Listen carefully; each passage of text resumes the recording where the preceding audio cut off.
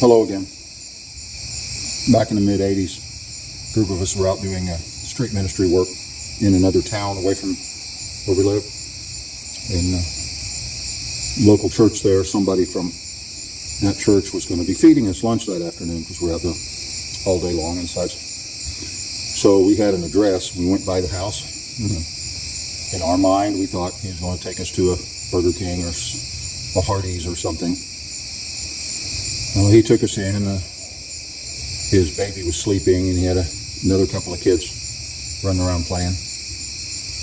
And took us to his kitchen. It was a little duplex house, so basically an apartment with an upstairs.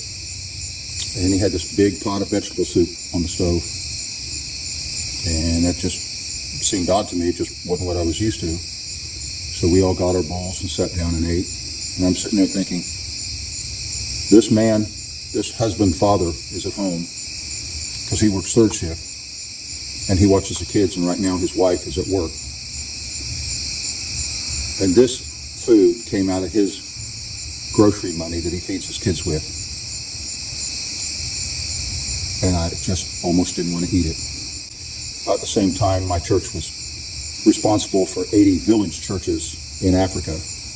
We go out there, I'm talking grass hut village.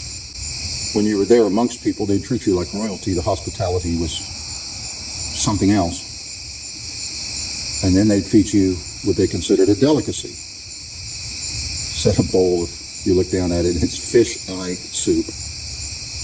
You got a spoon in your hand, and there are all these eyeballs floating there looking up at you. But some boy had to fish and catch a lot of fish to get enough fish eyes to fill up a whole pot to make this delicacy.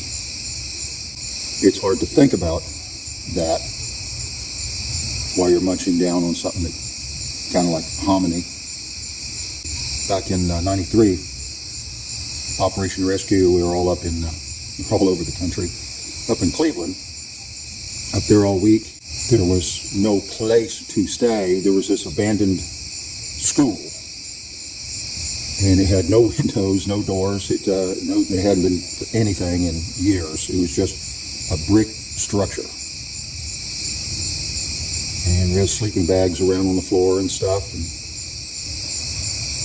thankful for the roof over our heads.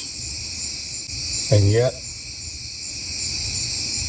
I saw this big organization a number of years ago, big thing at a stadium, and they pay this preacher $20,000 to come in, and they pay his ticket, and they fly him in, and he shows up at the event in the stadium in a limousine, and everybody's cheering and yelling, and they fed him a steak dinner that night.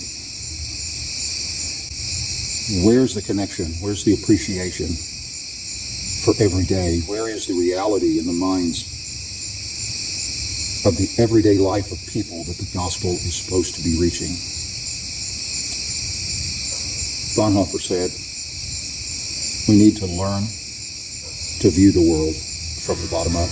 Nothing's ever gonna be the same in this town. I'm thinking about burning the Walmart down. I'm thinking about burning the Walmart down. I'm